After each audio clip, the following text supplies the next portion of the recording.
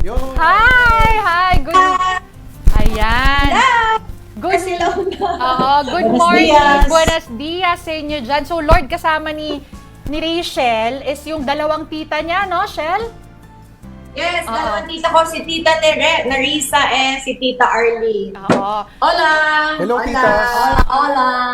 Ito, umpisahan na natin, Shell. Siyempre, lahat kami nagulat. In a very good way, we were pleasantly surprised na from what we're used to seeing you na naka-jersey. Ngayon, puro apron na. Nagtayo ka na ng bakery. Baka pwede mong i-share yung kwento kung paano nyo naisipan na umpisahan yan.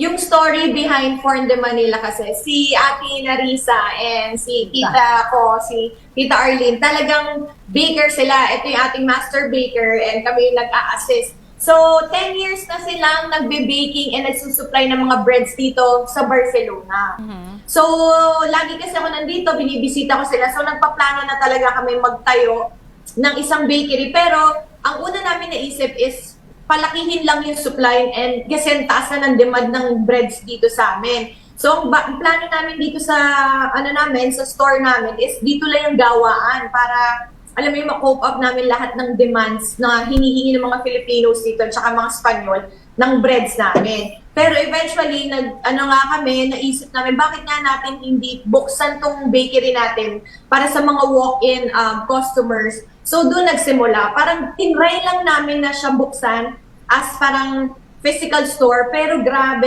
overwhelming talaga na talagang pinipilahan kami. Kaya kami ding tatlo ay na-shock na gano'n ang suporta sa amin. Oh. So ayun, sobrang happy kami. Shell, tita, yung mga bumibili ba sa inyo yung mga Pinoy din? At kung mga Espanyol ang bumibili sa inyo, ano yung mga panlasa ba nila pagdating sa tinapay ang napansin niyo na kakaiba sa atin? Mostly mga Filipinos po talaga yung bumibili. But may pumapasok din po mga Spanish and mga taga-Europe po. And even tourists po. Turista po. Ito yung pila. Tingnan niyo yung pila. Mahaba, oo. Ito yan, for Forn de Manila yan, Shell. Oo, andyan sa 4, nakapila sila lahat para bumili ng tinapay natin. Ito, no, alam mo, simula nung nakita namin na nagbukas ka ng Forn de Manila, isa sa mga pressing concerns namin, yung mga pangalan nung tinapay. Diba? Let's say, ito na lang, konting, paano mo ngayon ibebenta kung hindi lang naman market Pilipino? Paano mo ibebenta sa Espanyol yung Spanish bread? Paano ina-explain yun? Tsaka yung mamon, ayan, ganyan. Yung ingredients niya. So, paano natin ina-explain? Actually, medyo mahirap na kasi sa Philippines, di ba, pan de regla. Yeah. Sa dito, kalihim, tawag, di ba? Tapos, i-explain mo kung ano yung nasa loob. So, akala nila strawberry delivered. So, i-explain nila ate, ano yung sinasabi nyo?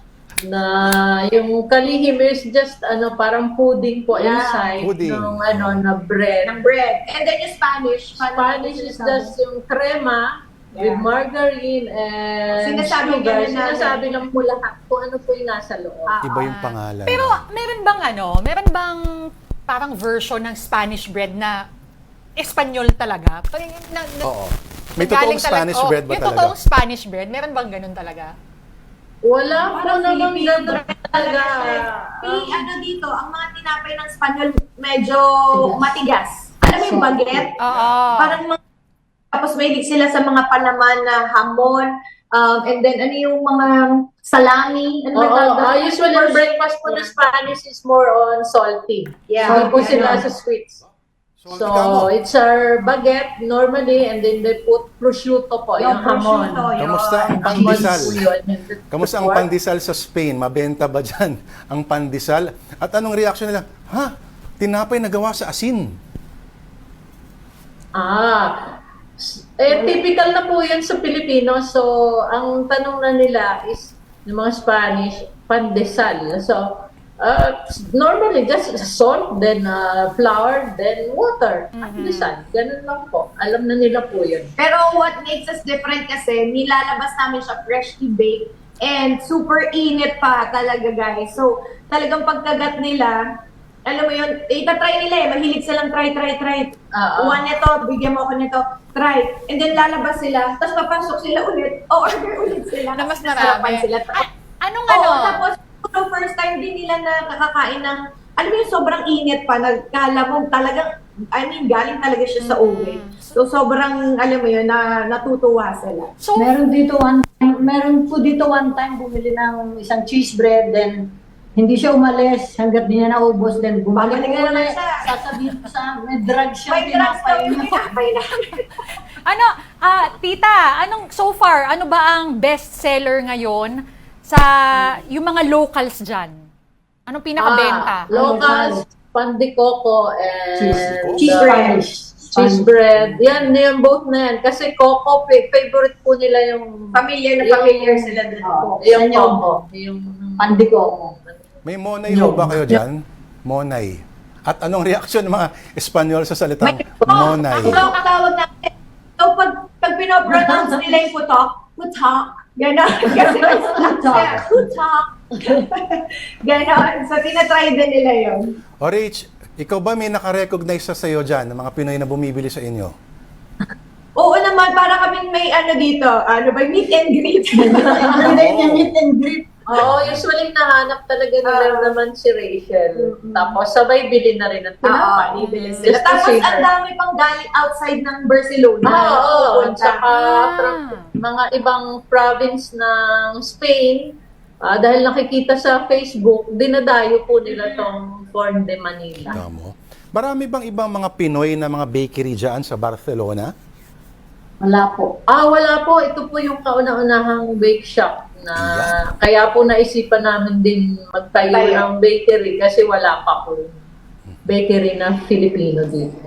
Shell, medyo kinakapos tayo sa oras, no? But I quickly want to ask you, dahil nakakuha ka ng recognition from the Philippine Consulate General, just how is that like for you, not just representing, yourself, the business, but, bilang isang Pilipino na nandiyan ka at naparangalan ka? Actually, sabi ko nga, representing the Philippines from sports to business, sobrang iba yung feeling niya eh. Parang sabi ko nga, dati inire-represent ko lang siya sa volleyball, but ngayon, di ba? Filipino pride na produktong Pinoy. So, sobrang happy kami na na-invite kami ng consulate. And ayun, actually, dinala namin sila ng tinapay. Tapos, ang sabi nila, uy, i-invite namin kayo sa mga event kasi nasarapan din talaga sila. And ayun, sobrang happy kami sa success ng, imagine, wala pa kaming 2 weeks. 8 days. Ilan pa lang 8 tayo? days 8 days pa lang kami. Sobrang overwhelming lahat sa amin. Kaya talagang grabe yung pasasalamat namin kay Lord na pag time mo talaga and para sa'yo talaga, ibibigay niya talaga. Rachel, again, quickly, imbitahan mo na lahat ng mga gustong bumisita at makatikim ng mga gawa nyo dyan sa Forn de Manila. Yes, sa ating mga kababayan, iniimbitahan po namin kayo bisitahin ng aming bakery dito sa Barcelona. Ano ba yung ating mga address, mga titas? Visit us here in Josep Anselm Clave, 25. Dito malapit po sa tayo Barcelona. Malapit kami sa La Rambla. La Rambla. Yung mga magtutur dyan, pasyalan na kami dito. Message nyo lang yung Instagram namin. Yes, and Facebook. Alright, thank you so much, Shell, kay Tita Narisa at Tita Arlene. Sila kayo dito. Pa-sponsor na lang ng plane ticket, ha? Ako, sama. Pero congratulations, maraming salamat sa oras nyo.